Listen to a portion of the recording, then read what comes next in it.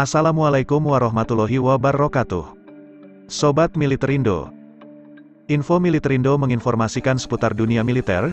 Silakan stay dan simak info kami sampai selesai agar dapat menerima informasi dengan baik dan benar.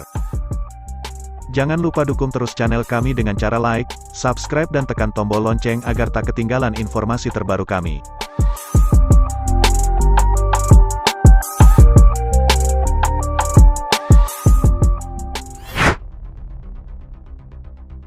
Membahas soal China dan Australia seolah tiada habisnya. Karena China dan Australia saat ini memiliki hubungan yang makin meruncing dan terus memanas. Panasnya hubungan China dan Australia ini dipertajam saat Australia bergabung dengan AS dan Inggris dengan membentuk Pakta AUKUS. Kehadiran Pakta AUKUS dianggap China sebagai ancaman dan mengganggu stabilitas kawasan. Sebenarnya Indonesia juga mengkritik kehadiran Pakta AUKUS di kawasan. Karena dengan adanya AUKUS, membuat Australia diperkuat dengan kapal selam bertenaga nuklir. Laporan The Eurasian Times menyebut bila Perdana Menteri Scott Morrison mengungkapkan kesepakatan itu akan meliputi bagaimana AS dan Inggris memberikan pelatihan dan pendidikan terkait kapal selam berteknologi nuklir. Perjanjian itu akan menyediakan mekanisme bagi personel Australia untuk mengakses pelatihan dan pendidikan yang tak ternilai dari rekan-rekan kami di AS dan Inggris. Yang diperlukan untuk mempelajari cara membangun, mengoperasikan, dan mendukung kapal selam bertenaga nuklir dengan aman dan efektif, kata Morrison. Kemitraan pertahanan trilateral baru ini diketahui dibentuk pada September tahun 2021. Kemudian laporan TASS menuturkan bahwa Rusia juga memberikan warning dengan adanya AUKUS. Duta Besar Rusia untuk Indonesia memandang kemitraan keamanan trilateral sebagai ikatan untuk memperburuk perlombaan senjata. Meskipun dikatakan untuk menciptakan stabilitas di kawasan, tetapi yang terlihat justru akan menaikkan tensi perlombaan senjata, terutama di bagian kelautan. Saya ingin mengatakan bahwa kami menganggap kemitraan ini sangat berbahaya.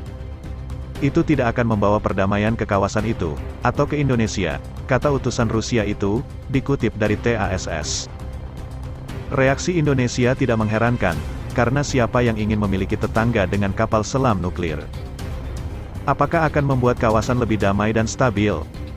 Saya kira tidak, tegas Vorobyova mengomentari sikap Kementerian Luar Negeri RI atas AUKUS. Dengan bergabungnya Australia ke AUKUS, membuat Canberra menjadi santapan empuk bagi rudal-rudal China. China telah memberi peringatan ke Australia bila Canberra macam-macam maka akan merasakan rudal Beijing. Ini, AUKUS, akan membuat Australia menjadi target potensial untuk serangan nuklir. Karena negara-negara bersenjata nuklir seperti China dan Rusia secara langsung menghadapi ancaman dari kapal selam nuklir Australia yang melayani tuntutan strategis AS, kata pakar yang tidak disebutkan namanya, dikutip dari Pikiran Rakyat, tanggal 19 September tahun 2021. Ketegangan antara China dan Australia sebenarnya membuat posisi Indonesia sangat tak diuntungkan. Karena posisi geografis Indonesia yang berada di antara China dan Australia. Oleh sebab itu perseteruan antara China dan Australia secara tidak langsung merugikan Indonesia yang punya geografis di antara kedua negara itu. Adanya perselisihan antara China dan Australia membuat Beijing belum lama ini beberkan borok Canberra. Borok Australia yang dibeberkan China ternyata berkaitan dengan Indonesia. Dalam laporan yang dibagikan oleh 163.com menyebut bila Australia kerap ikut campur urusan dalam negeri Indonesia. China juga menyebut jika Australia suka mengkritik kebijakan alias aturan hukum Indonesia. Dan yang paling bikin terkejut, ternyata China menyebut jika Australia jadi pendukung dari KKB di Papua. Australia telah mencoba untuk ikut campur dalam urusan internal Indonesia dengan kedok hak asasi manusia, mengkritik pengenalan amandemen hukum pidana Indonesia, ketidaksetaraan etnis, tindakan keras terhadap pengedar narkoba, dan dukungan di belakang layar untuk pasukan separatis di Papua Barat, jelas sumber.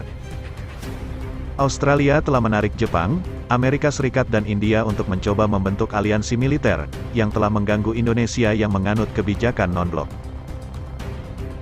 Sementara Australia tidak pernah menyerah memecah dan memecah Indonesia sejak berdirinya, yang telah menyentuh garis bawah negara multi-etnis, terang 163.com.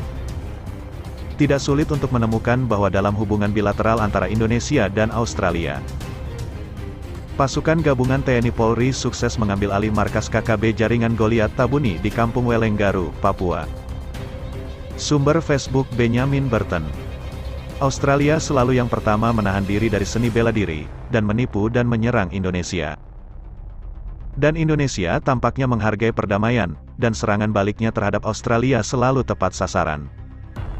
Kenapa ini? Selain agresi tajam Australia, situasi Australia yang kurang menguntungkan dalam hubungan keamanan asimetris antara kedua negara juga merupakan alasan penting.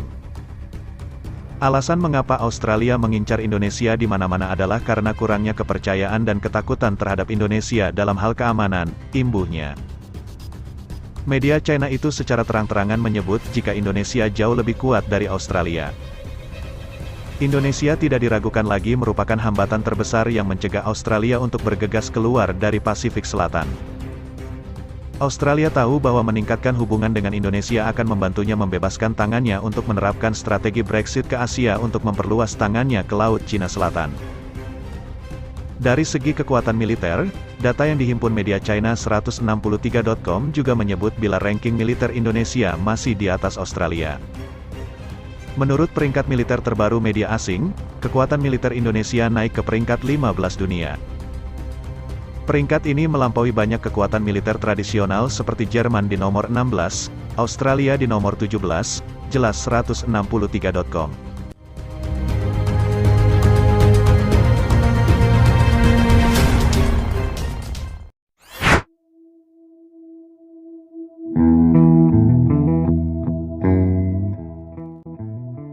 Sekian info Militerindo yang dapat kami sampaikan.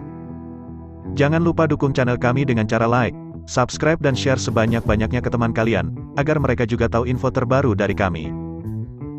Terima kasih sudah menyimak sampai selesai, sampai ketemu di info dan kisah selanjutnya. Dan akhirnya, wassalamualaikum warahmatullahi wabarakatuh.